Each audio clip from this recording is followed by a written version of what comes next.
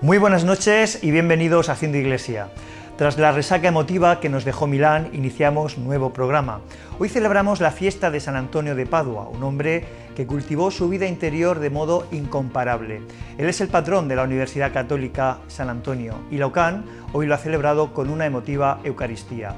Les contaremos cómo se ha vivido en el campus de los Jerónimos. También profundizaremos en la importancia de la oración. ¿Saben qué aporta la oración a los creyentes? ¿Cómo se puede rezar y reflexionar en comunidad? ¿Existen grupos de oración conjunta? Daremos respuesta a estas y muchas más preguntas. Pero además les explicaremos cómo se está preparando la tradicional marcha al cerro de Monteagudo. Pero esto no es todo, tenemos mucho más temas preparados. Comenzamos. Hoy en Haciendo Iglesia celebraremos junto a la Universidad Católica San Antonio de Murcia la onomástica de San Antonio de Padua. Hablaremos de la importancia de la oración en la vida del creyente y algunos de los fieles que comparten su reflexión y su fe en el grupo Adoremus de la ciudad de Cartagena nos contarán su experiencia. En nuestro capítulo de cine de hoy analizaremos la película Fray Escoba, como siempre con nuestro crítico de cine, José María Sesé. Llevarlo al cine era todo un desafío. Repasaremos como cada semana las noticias que nos deja la diócesis de Cartagena. Uno de los santos que más se ha ganado el corazón y la estima del pueblo cristiano es San Antonio de Padua. Ya el Papa León XIII le llamaba el santo de todo el mundo. Para este humilde religioso, el gran peligro del cristiano es predicar y no practicar, creer, pero no vivir de acuerdo con lo que se cree. La memoria de San Antonio se celebra cada 13 de junio en la liturgia y se hace de forma especial, además en instituciones como la Universidad Católica de Murcia. En la UCAN esta mañana se ha celebrado una Eucaristía con motivo de la festividad de su patrón. El gran peligro del cristiano es predicar y no practicar, creer, pero no vivir de acuerdo con lo que se cree. Es la enseñanza que nos dejó San Antonio de Padua, un hombre entregado por completo a Dios y al Evangelio. Hoy la figura de este santo ha sido recordada en la Eucaristía que cada año se celebra en el Templo de los Jerónimos con motivo de la festividad del patrón de la Universidad Católica. Monseñor Manuel Ureña, arzobispo de Zaragoza, ha presidido la Santa Misa, en cuya homilía ha destacado la importancia de la difusión del Evangelio en el ámbito académico. Una universidad católica tiene que comenzar por dar testimonio de la verdadera razón. Concelebrando esta Eucaristía han estado el obispo de la diócesis de Cartagena y el de Callao, en Perú, Monseñor José Luis del Palacio. Es el día grande de la Universidad Católica San Antonio de Murcia y para ella han sido los deseos de Monseñor José Manuel Lorca Planes. Para esta universidad, en este caso, pues se celebra la fiesta, un futuro feliz para los alumnos y un deseo de que todas las expectativas que tienen todos y cada uno de los alumnos de aquí y profesores se cumplan. Todos ellos, la gran familia que conforma la Universidad Católica San Antonio de Murcia, han participado en la celebración de un día tan especial como el de hoy. Monseñor José Luis del Palacio ha concelebrado la Eucaristía de esta mañana en el Templo de los Jerónimos. Desde hace 4 meses es obispo de Callao, pero allí, en Perú, lleva casi 40 años desarrollando una importante labor como misionero. Estos días está en la región de Murcia y con él hemos hablado de muchos asuntos, entre otros de su experiencia y de los retos de la fe en los tiempos que atravesamos. El nombramiento de obispo del Callao, que está en Perú, es el puerto y el aeropuerto de Lima, tiene una población de 1.100.000 habitantes. El nombramiento para mí ha sido una sorpresa porque me lo comunicaron estando en Jerusalén, en una peregrinación con 150 peruanos. Y el primer nombramiento que me avisaron fue el día 5 de diciembre, diciéndome que el Santo Padre me había nombrado miembro del dicasterio sobre la nueva evangelización. A los 4 días me nombraron obispo del Callao.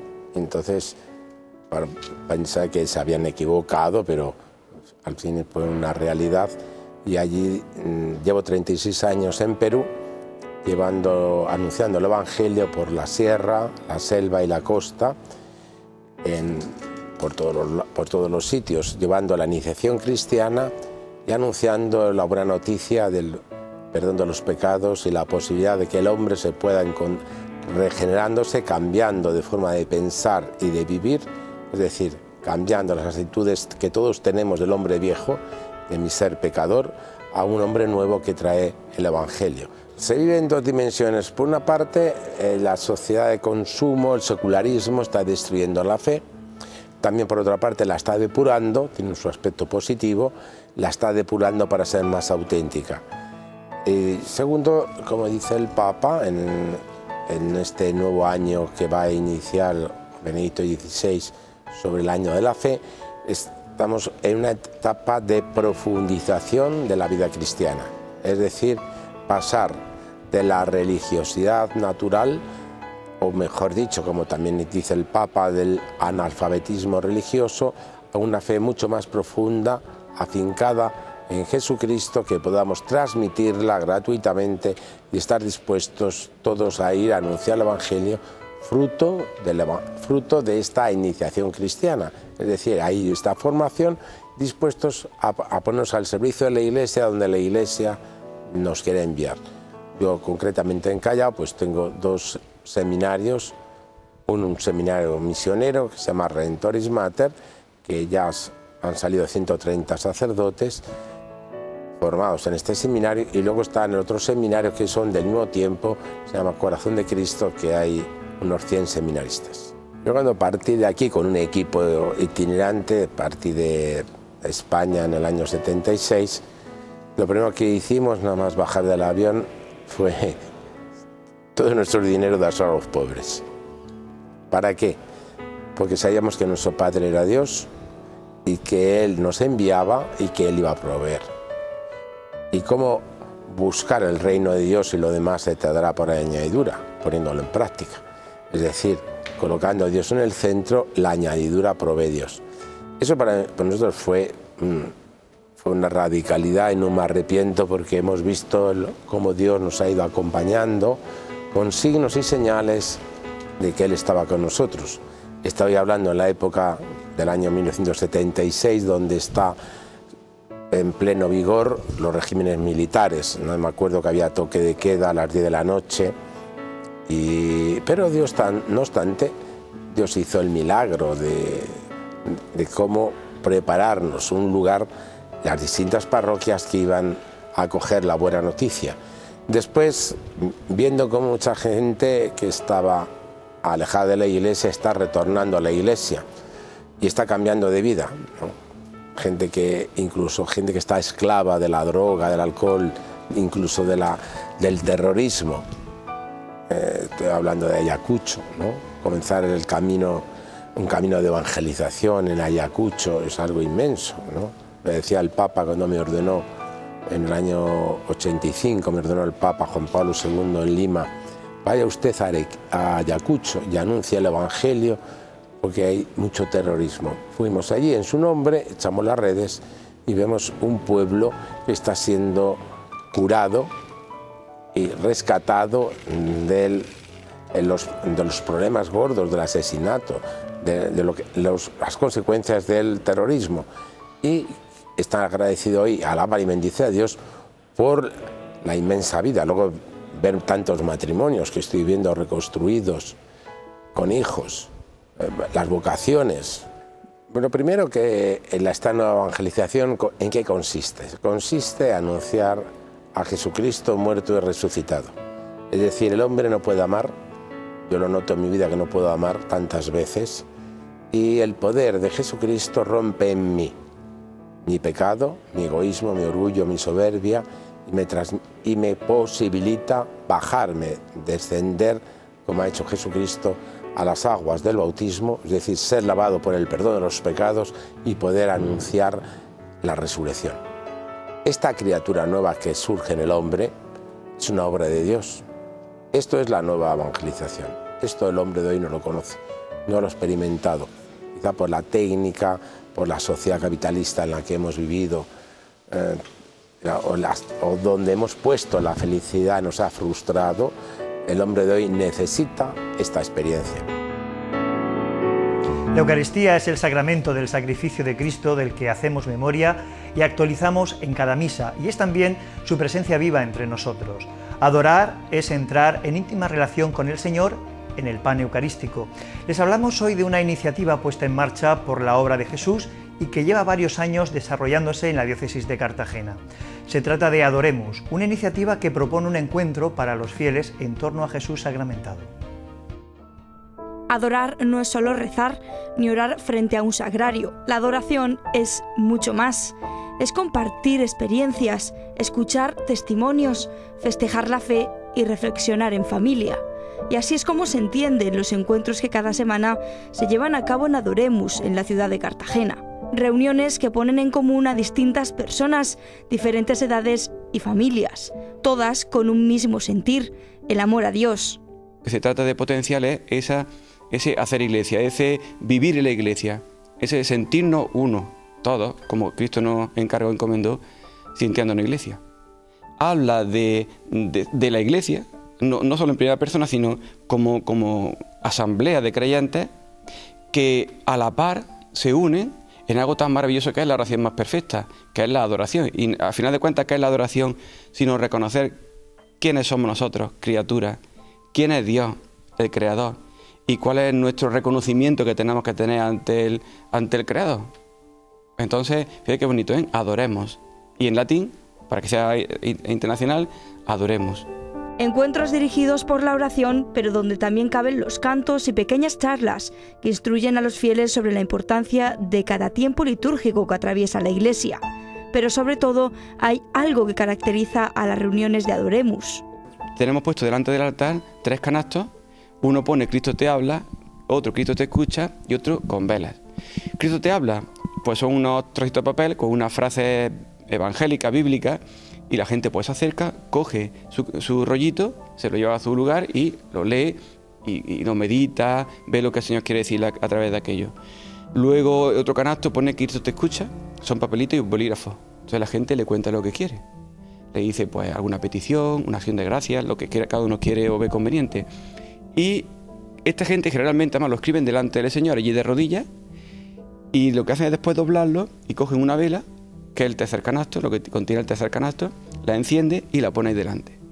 Y es muy bonito porque cuando él se retira, esa oración, esa acción de gracias, esa petición, queda con la luz delante del Señor. El rato que dura la oración no es algo que ha hecho puntualmente, sino una vez que te retiras, lo deja allí. Se lo ofrece, se lo pone a sus pies y queda constancia durante todo el rato de oración. Además, la gente sabe, yo después me encargo, lo cojo todos esos papeles, nadie los lee, ni yo el primero, se destruyen, se rompen, se queman y nadie se entera. Eso es algo que queda entre el alma y el propio Señor. Y ahí hay escenas preciosas, como te comentaba antes, cuando se ponen delante del Señor, sin que tengan nadie delante, ponemos una alfombra delante del altar, y cuando la gente se pone de rodillas, y lo digo incluso como experiencia personal, sin que nada haya delante de ti, más que el Señor, delante del altar, nadie te distrae, nada te distrae, y te clavas los ojos en el altar. La costumbre que tenemos es dejarlo todo en oscuro, todo, y un pequeño foco que ilumina justamente en la custodia la sagrada forma. Momento de intensa reflexión que da lugar al descanso que cada uno de los fieles siente en estos encuentros. Apartarme de todas las cosas que me tienen como en tensión, ¿no? O preocupado, y centrarme exclusivamente en Dios. Y la verdad es que es un lugar que siente mucha paz, mucha tranquilidad. Emociones que produce el diálogo con Dios entre hermanos. Llegamos ya a nuestro habitual rincón de lectura. Esta semana la Librería San Pablo nos recomienda La vida oculta de María, una obra que incluye las narraciones de la mística y beata Ana Catalina sobre los antepasados de la Virgen, su Inmaculada Concepción, su nacimiento y sus primeros años, el ingreso y la estancia en el templo y muchos más episodios de la vida de María. Todo ello enhebrado con multitud de noticias históricas y geográficas. Saludos amigos de Haciendo Iglesia. Las visiones de la beata Ana Catalina Emmerich, religiosa estigmatizada del siglo XIX, son revelaciones privadas y no añaden nada nuevo al depósito de la fe, pero sí ofrecen una conmovedora ayuda a la contemplación del misterio de la Madre de Dios. Esta vida oculta de María, publicada por Voz de Papel y que hoy les recomendamos, incluye, entre otras, las narraciones de la mística sobre los antepasados de la Virgen, su nacimiento y sus primeros años, o su estancia en Éfeso con San Juan y el final de su vida terrena. Todo ello enriquecido con multitud de referencias históricas y geográficas sobre los esenios, Roma o el Antiguo Egipto.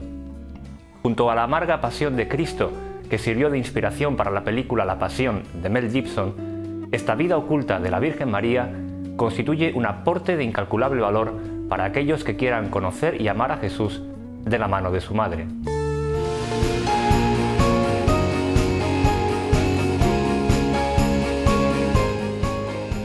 Para este 11º domingo del tiempo ordinario, Monseñor Lorca Planes nos deja un mensaje en el que nos recuerda que el Señor actúa en nuestra vida y en nuestra historia de una manera muy eficaz.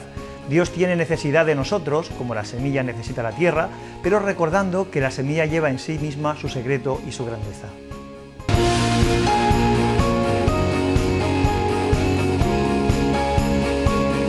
Hola amigos. Las imágenes que nos ofrece la palabra de Dios en este domingo son muy significativas. Tanto en la primera lectura como en el Evangelio se nos habla del crecimiento.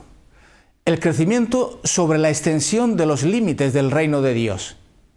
Pero es importante ver cómo es Dios, reconocerle como el protagonista de esta historia de la salvación, que Él es el que da el crecimiento a las cosas, el que ofrece al hombre un futuro diferente y nuevo. Sin duda que estas lecturas tienen un fuerte matiz mesiánico y desde el Antiguo Testamento se apunta a reconocer a Cristo. La conclusión es evidente. No es el hombre el que hace crecer o el que edifica, sino Dios. El Señor es el que está actuando en nuestra vida y en nuestra historia de una manera eficaz, aunque se oigan voces que digan lo contrario. La conclusión que sacamos de la lectura de esta palabra de Dios es que hemos de aprender a escuchar a Dios, a escuchar su palabra, y hemos de permitir que entre en lo más hondo de nuestro ser, para que crezca en nosotros en un clima de paciencia, de humildad, de serenidad y que pueda dar fruto. Fijaos concretamente en la segunda parábola del texto del Evangelio. En esa parábola se habla del grano de mostaza. En esta imagen se presenta la desproporción entre la semilla y el desarrollo que alcanza luego. Y es que lo que significa acerca del reino es que el reino de Dios tiene una apariencia y unos principios humildes, pero su desarrollo es sorprendente. Esto nos da pie a entender que todo es cosa de Dios y no nuestra. Si fuera algo humano, seguro que no sería humilde. Por lo tanto, debemos ver la mano de Dios en nuestra vida, y Él no actúa para ser visto, sino de noche, sin que sepamos cómo. Tenemos que seguir caminando, aunque no lo veamos, guiados por la fe. Me hago eco de las palabras del Papa Benedicto XVI en las palabras de convocatoria al año de la fe, que nos decía: no podemos dejar que la sal se vuelva sosa y la luz permanezca oculta, sino ser como la samaritana, un hombre actual, dejarnos sentir de la necesidad de acercarnos a Dios y de escuchar a Jesús, que nos invita a crecer en Él y a extraer el agua viva que emana de su fuente. Queridos amigos, os propongo abrir los ojos y espabilar los oídos a esta invitación auténtica y renovada, a una conversión hacia el Señor, hacia el único Salvador del mundo. ¡Feliz domingo!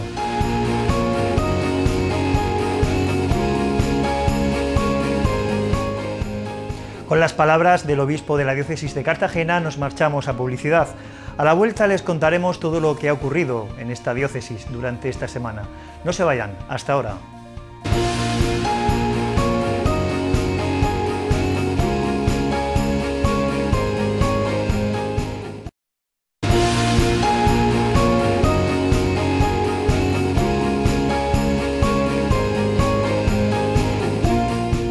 El pasado fin de semana vivimos uno de los días más festivos del calendario litúrgico. El Corpus Christi, una efemérides que saca a la calle a cientos de personas, entre ellos los niños que acaban de tomar su primera comunión. La celebración, que tuvo lugar en la Catedral de la capital, estuvo presidida por el obispo de la diócesis de Cartagena. Es una de las noticias que nos ha dejado la actualidad esta semana en nuestra iglesia. Es una importante celebración dentro del calendario litúrgico cristiano. La solemnidad del Corpus Christi congrega cada año a cientos de personas que se dan cita para celebrar la fiesta de la Eucaristía. Para un creyente, dice el concilio, que la Eucaristía es la raíz y el quicio de la vida cristiana. Ahí podemos resumir prácticamente lo que es un cristiano y lo que vive, es decir, el reconocimiento y la alabanza del Padre, el reconocimiento del sacrificio de nuestro Señor que se entrega por nosotros, la adoración con el Santísimo y la caridad. A eso, precisamente, a la caridad, es a lo que invita la Iglesia Católica todos los días del año, pero de forma especial en la solemnidad del Corpus Christi. Al mismo tiempo que adoramos al Señor, pedimos que se ayude también a los más necesitados. Monseñor José Manuel Lorca Planes presidió las celebraciones de este día en Murcia y en Cartagena, aunque en el resto de rincones de la región también se vivió este día de forma especial. La Catedral de Santa María, en la capital murciana, acogió la Eucaristía, a la que asistieron representantes de todas las cofradías de la Semana Santa murciana, órdenes religiosas, miembros de peñas huertanas y también de la corporación municipal. Junto a ellos, importante también la presencia de los niños. Ellos este año han recibido su primera comunión y, como es tradición, encabezaron la procesión que recorrió las principales calles del centro de Murcia. Ni siquiera el calor les hizo perder la ilusión, acompañando a la custodia del Santísimo Sacramento. Entre aplausos, dejaba la catedral y así el cortejo religioso comenzaba su recorrido. Lluvia de pétalos para nuestro Señor sacramentado en cada uno de los 12 altares instalados para la ocasión en una ciudad impregnada de olor a incienso en la solemnidad del cuerpo y la sangre de Cristo.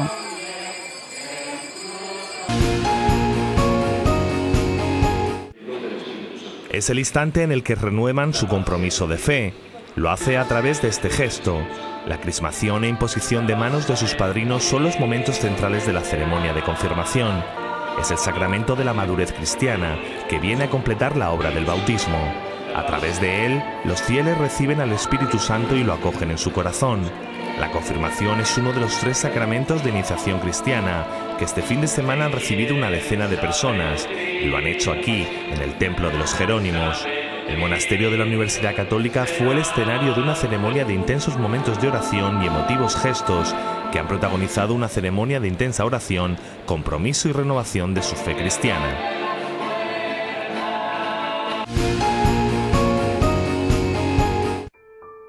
Es una de sus señas de identidad. El arte del bordado es para Lorca y los lorquinos algo más que belleza estética.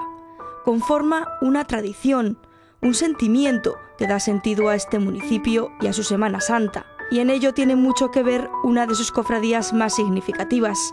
El Paso Blanco posee en la actualidad más de 1.500 piezas recogidas aquí en su Museo de Bordados. Mantos, estandartes y casullas que portan sus nazarenos. Un rico patrimonio artístico que les ha valido el ingreso en el Comité Internacional de Museos de la UNESCO. El MUBLA ha ingresado directamente en el 5º, con lo cual estamos hablando de haber ingresado como miembro de pleno derecho de primeras y además como uno de los más importantes dentro de ese elenco. Un reconocimiento que supone para este museo un orgullo, además de una merecida recompensa por más de 2 años de trabajo para alcanzar esta distinción. La propia UNESCO reconoce que son imprescindibles a su vez para entender la historia del mundo, con lo cual es una condición también importante la calidad y la importancia de las colecciones que atesora el propio museo. Requisitos que el bordado del Paso Blanco cumple con rigurosidad. Entre sus piezas, 6 declaradas como bien de interés cultural, como este estandarte de la oración en el huerto. Todas ellas bordadas con gran cariño y delicadeza, esfuerzos que han tenido que intensificar tras los terremotos del 11 de mayo. Que cuando pasas y visitas la capilla y ves cómo están algunos de los pilares que sustentan la cúpula, o ves cómo está la cúpula si subes a lo alto del andamio, pues la verdad es que vas preocupándote y y terminas por recordar. Aseguran que tendrá que pasar un año más hasta conseguir recuperar el ritmo que preveían tener cuando los seísmos asolaron gran parte de su patrimonio. Pero sin duda este reconocimiento artístico convierte al Paso Blanco y a Lorca en una razón más para visitar, contemplar y aprender una tradición histórica colmada de arte.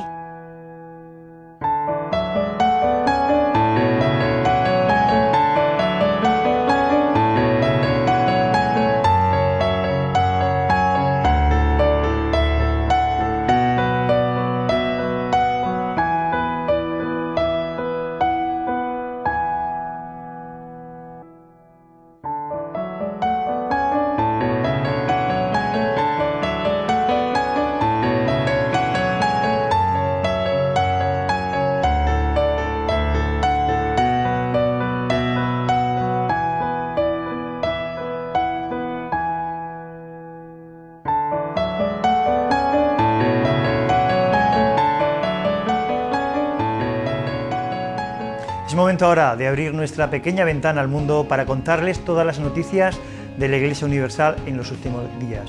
Recordaremos la encíclica Pacem in Terris de Juan XXIII y le mostraremos las intenciones del apostolado de la oración para este mes de julio.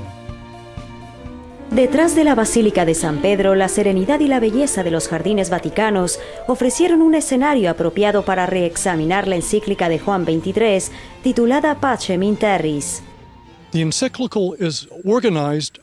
La encíclica está organizada alrededor del tema de la tranquilidad del orden que viene de la ciudad de Dios de San Agustín, por lo que la encíclica examina la paz como 6 tipos diferentes de orden: orden en el universo, orden en el ser humano, orden entre seres humanos, orden entre ciudadanos y sus gobiernos, orden entre los gobiernos y el orden global. Lo que era muy distintivo de la encíclica en 1963 fue el mirar los derechos humanos y la paz en términos de modos de orden. Esa paz es tranquilidad y no es solo un tipo de orden. Durante 5 días, los miembros e invitados de la Pontificia Academia para las Ciencias Sociales miraron el modo de buscar esa tranquilidad y orden entre los nuevos desafíos de nuestros días. La Academia se esforzó para trabajar hacia la paz mundial. No fue de sorprender que el tema y la encíclica estuvieran unidas desde dentro y fuera de la Iglesia Católica. Diría que lo que me sorprendió sobre el tema moderno y a tono con el pensamiento moderno. Como no católico y alguien que no ha estudiado realmente en el campo académico católico demasiado, podrías tener la impresión que la Iglesia Católica es bastante anticuada, y lo es en muchos sentidos, pero también algo de su pensamiento está bastante actualizado y moderno, por lo que creo que es muy bueno. Creo que una de las posibilidades hacia la paz es que la gente primero piense en lo que está de acuerdo y cómo poder caracterizar los desacuerdos de modo que, por lo menos, esté de acuerdo en que está en desacuerdo. Y mucho de ese trabajo continúa dentro de Wikipedia al intentar encontrar una presentación que, en líneas generales, sea aceptable a la gente que tiene diferentes perspectivas. Estamos buscando el bien común, estamos tratando de buscar una manera en la cual actualicemos la encíclica Pacem in Terris para que las personas que hoy están viendo este fenómeno de globalización puedan entender de qué manera el mensaje de Juan 23 sigue vigente. Y es un mensaje de la fe y al mismo tiempo la razón, la combinación de ambas, cómo deben ser funcionales en un mundo moderno, cómo debemos buscar el bien común. Y algo que fue muy moderno y sigue siendo moderno de Pacem in Terris es la visión de este concepto de globalización y la necesidad de una gobernanza internacional. Cómo poner la Junta, cómo traer a la Iglesia para mandar el mensaje de que respetando culturas, respetando otros puntos de vista, al mismo tiempo hay un mensaje de verdad en este concepto de fe y religión y este concepto de razón y ciencia. Y la combinación de fe, religión, razón y ciencia puestas juntas es el mensaje de Pacem in Terris. Y es el mensaje de la necesidad de seguir viendo al mundo en un desarrollo del bien común a través de la libertad individual, pero el concepto de la fe como algo central en la solución de los problemas comunes a la humanidad. Y esto fue lo que se esperó en este encuentro, promover la búsqueda global por la serenidad.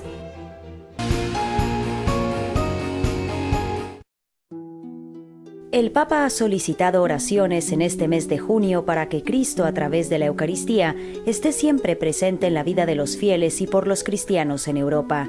Lo proponen las intenciones del Apostolado de la Oración, iniciativa que siguen unas 50 millones de personas de los 5 continentes para este mes que comienza. La intención general de oración dice así: para que los creyentes sepan reconocer en la Eucaristía la presencia viva del resucitado que les acompaña en la vida cotidiana. Todos los meses, el Papa anima a elevar oraciones por una intención misionera. La de junio es esta: para que los cristianos en Europa redescubran la propia identidad y participen con mayor empeño en el anuncio del Evangelio. Año tras año, cientos de peregrinos caminan por viejos caminos, serpenteando diversos rincones de nuestra huerta, hasta llegar al cerro, a los pies del Cristo de brazos abiertos, donde tiene lugar, llegada la medianoche, la solemne y emotiva Eucaristía concelebrada por varios sacerdotes y con la asistencia de miles de fervorosos ciudadanos. Este año la marcha lleva por lema Monteagudo, camino para la transmisión de la fe. Nuestro equipo de Haciendo Iglesia ha estado con los organizadores. Caminando por 1000 sendas, hasta ti quiero llegar, Cristo de brazos abiertos, remanso de amor y paz. Así comienza el himno al Cristo de Monteagudo, una reflexión que resume el sentir de los cientos de peregrinos que cada año ponen rumbo al corazón de Jesús, en un camino que les une en un solo corazón, el de su Cristo de los brazos abiertos. Este año lo harán el próximo 15 de junio, a partir de las 9 de la noche, desde la iglesia de Santo Domingo de la capital, momento para el que ya está todo preparado. Siempre hay en cada marcha hay un lema que se elige, y en este año se elige el lema Monteagudo, camino para la transmisión de la fe, que es teniendo en cuenta que este año la Iglesia tiene previsto un sínodo con motivo del 50 aniversario del Concilio Vaticano II, y es el sínodo para la nueva evangelización y la transmisión de las nuevas formas para transmitir la fe, dada la inquietud existente de cómo transmitirla a las nuevas generaciones, tan problemática y tan difícil. Pero bueno, es un tema que candente en la Iglesia, y que bueno, pues por ese motivo se elige este año este lema. Y esa nueva evangelización será el guión de las 5 meditaciones que tienen lugar durante estos 6 kilómetros de oración en familia, la que forman los devotos del corazón de Jesús. Uno de los más fieles es Alfonso. Lleva peregrinando a Monteagudo gran parte de su vida e incluso llegó a ser coordinador de la marcha durante varios años en esta última etapa. Fue en el año 1990 cuando se reinició la peregrinación tal y como hoy se conoce, pero esta imagen, que despierta gran fervor, data de 1951. Y estaba también otro jesuita murciano, por cierto, que era el padre Sevilla, Mariano Sevilla, cuyo padre, ya estando en activo, fue el que impulsó la creación de este segundo Cristo, cuyo Cristo esculpió el hijo del primer escultor. Este se llama Nicolás Martínez, y también fue un acontecimiento enorme. Ha pasado más de medio siglo desde entonces. Tras varios años de parón, en los años 90 vuelve a retomarse la que hoy es una tradición.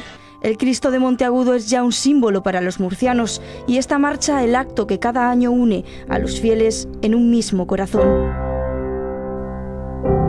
Llegamos a la recta final de nuestro programa. Abrimos el capítulo de cine de hoy con la historia de Martín de Porres, más conocido como Fray Escoba, un niño que por su mestizaje y su carácter bondadoso provoca las burlas de sus compañeros de escuela, en la que sufre muchas humillaciones. Pero todos estos insultos, lejos de despertar su odio, engrandece sus virtudes. Dios elige a este pobre fraile para que obre prodigios siempre en ayuda de los demás, de forma que tras su muerte dejó tras de sí una estela de santidad. Una película que tuvo en su época gran repercusión a nivel popular y que hoy analizamos de la mano de nuestro crítico José María Sese. Librería San Pablo patrocina esta sección. Vamos a hablar hoy de una de las biografías cinematográficas más interesantes de la historia del cine español. Se trata de la película Fray Escoba, que trata fundamentalmente es un biopic, una biografía de un santo, del famoso San Martín de Porres. San Martín de Porres es difícil encontrarlo en España tanto como en toda Latinoamérica, aunque se encuentra en muchísimas iglesias y hay muchísima devoción en España. Mi madre mismo tenía una gran devoción a este santo negrito, como decía ella. Pero realmente en América es un auténtico bombazo, sobre todo en el Perú, es prácticamente, no creo que haya muchos santos que tengan un equipo de fútbol en primera división, una universidad con su nombre, un barrio de Lima entero, y por lo tanto es un personaje no solo muy querido, sino muy entrañable en toda la sociedad peruana y prácticamente en toda la sociedad hispanoamericana. Por lo tanto, llevarlo al cine era todo un desafío y además llevarlo con esas características que necesitaba el personaje. La película es una película de Ramón Torrado, un director de cine español que se hizo famoso con Botón de Ancla, una película sobre unos cuantos marineros y que sabe centrar como muy pocos esa sencillez que tiene el personaje y que tiene toda la historia de San Martín de Porres. Para conseguir ello era muy necesario hacerse con un actor que reflejara muy bien al santo. Para eso hacía falta un actor de color y hacía falta un actor que dominara el castellano. Se consiguió para ello a René Muñoz, un actor cubano que era su primera película, había hecho un papelillo de joven, pero con 22, 23 años era su primera película protagonista y la verdad es que su actuación es sensacional. Mezcla un acento coiné, digamos, que no acaba de ser ni peruano, ni cubano, ni mexicano, ni español, pero que de alguna manera le da el tono preciso al personaje.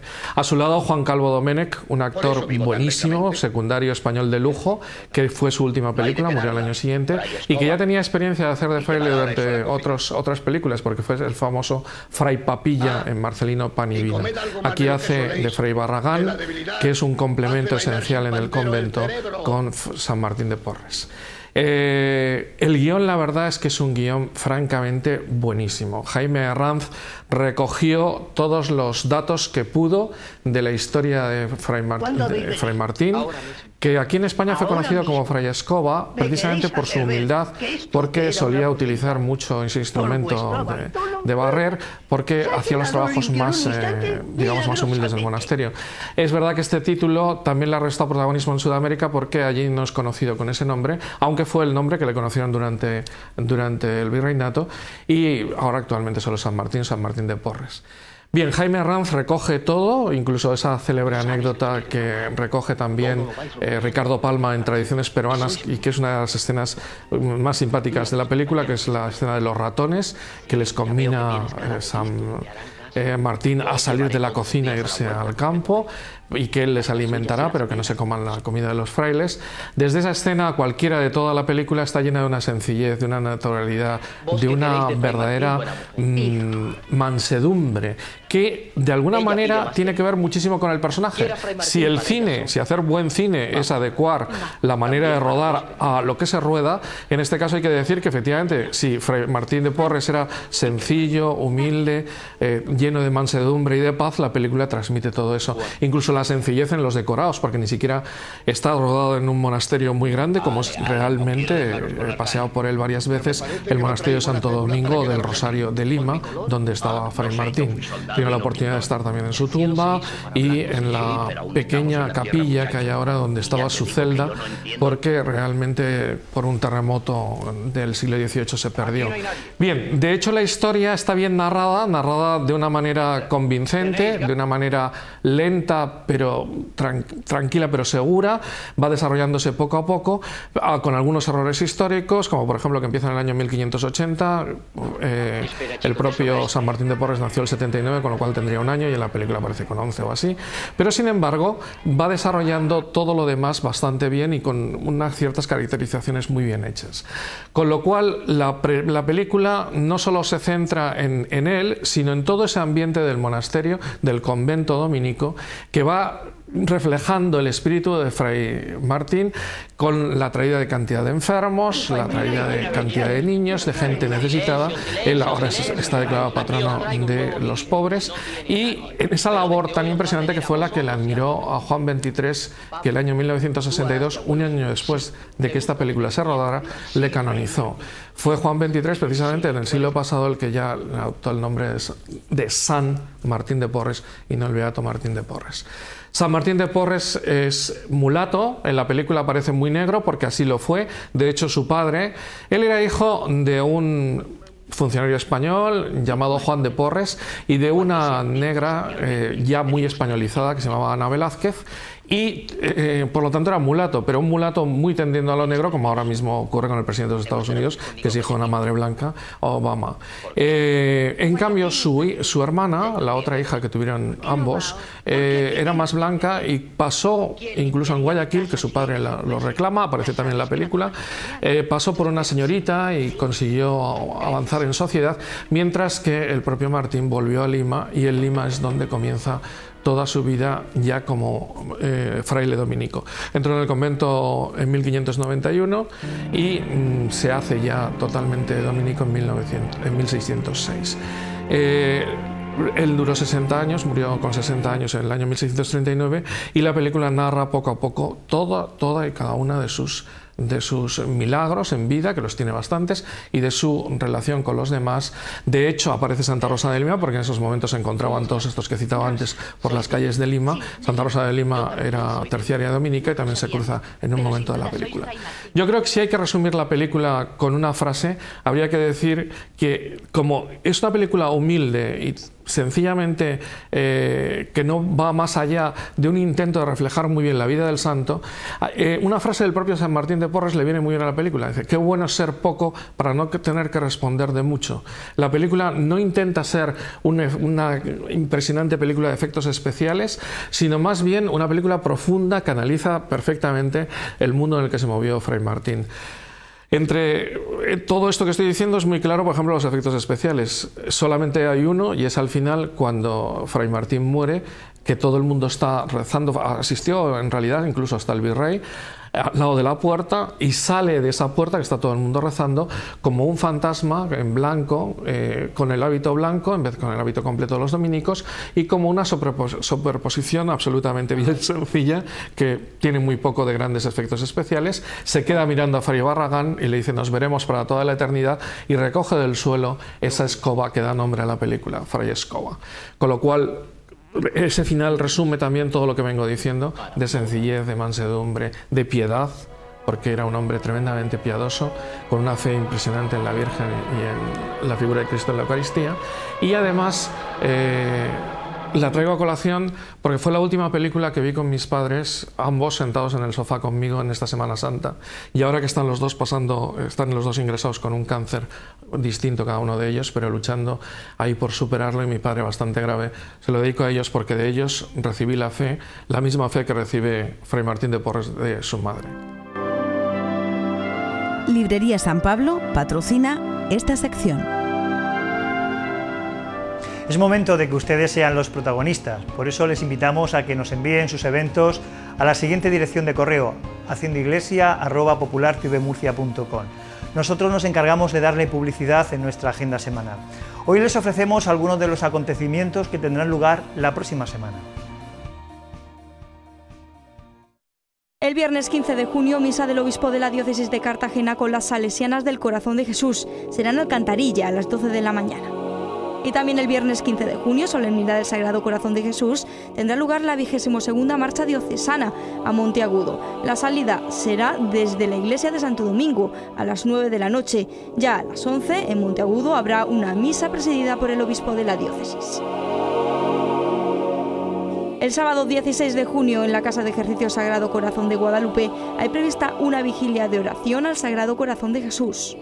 El domingo 17 de junio, confirmaciones en la parroquia de Baños y Mendigo. Serán a las 12 de la mañana. Del viernes 22 de junio al sábado 23 tendrá lugar en la Casa de Espiritualidad San José el Coto d'Orda de Cartagena la convivencia llamada El Origen, organizada por el grupo Yucat de Cartagena con el fin de clausurar el primer curso de este grupo de jóvenes y recordar lo acontecido desde la JMJ hasta hoy. Y sigue abierto el plazo de inscripción a la peregrinación a Fátima, que tendrá lugar del 22 al 25 de junio, organizado por la Unión Lumen Day.